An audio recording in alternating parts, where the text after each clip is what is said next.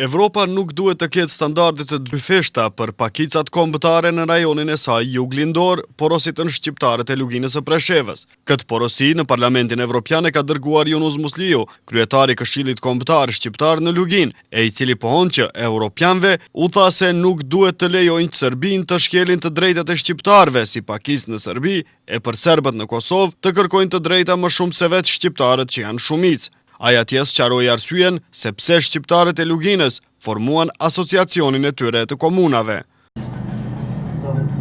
Kemi pritën që Evropa të mirët, Shtetet e Bashkuara të Amerikës të mirën, po të mirën edhe vetë shqiptarët, konsolidohen, të organizohen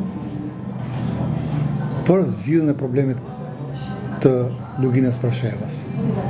Pavarësisht rreth 10 minuta kemi debatuar në Parlamentin Evropian. Janë njoftuar se Serbia nuk ka qenë interesuar asnjëherë që të zgjidhin problemet.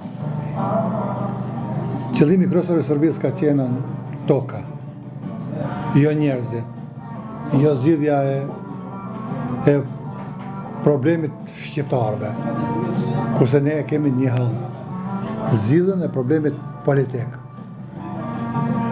Edhe këto problemet të cilët janë cek, gjua, kultura, simbolet, siguria, arrestimet e pjesëtarëve të UÇPMB-s, mos implementimi i marrëveshjes konsulit. Musliu thot se është pak a shumë i zhgënjur me Kosovën dhe Shqipërinë, të cilat nuk po i ndihmojnë sa duhet shqiptarët në Luginë të Preshevës. Ai thot se Kosova tek tani ka nisur tekste shqipe, ndërsa Shqipëria përkundër që obligon kushtetuta, ajo hesht para padrejtësive të Serbisë ndaj shqiptarëve. Ne të mendu se kemi 2 shtete, 2 akademi,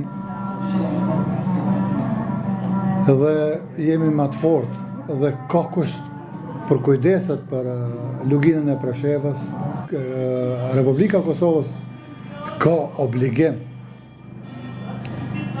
që të mbrojnë shqiptarët kudo që janë ata, sikur serbët, që din me do fonde, din me mbrojtën serbët e Kosovës, po dhe qeveria e Republikës Kosovës duhet me qenë më afër shqiptarëve të Luginës Preshevës, sa i përket Shqipërisë. Mendoj se Shqipëria ka në kushtetut. Njeni 4 decidet shqiptarët jashtë teritorit Shqipërisë i mbron Shqipëria. Shqiptarët e Luginës janë duke u angazhuar intensivisht kohëve të fundit që të ndërkombëtarizojnë problemet e tyre. Javë më parë në Preshev, shqiptarët e këtij rajoni në shenjë reciprociteti me serbët e Kosovës shpallën asociacionin e vet. Përveç Parlamentit Evropian, shqiptarët e Luginës synimet për përmbushjen e të drejtave të tyre po e kërkojnë edhe përmes State Departmentit Amerikan, ku po qëndrojnë kryetari i Bujanocit dhe ai i Preshevës.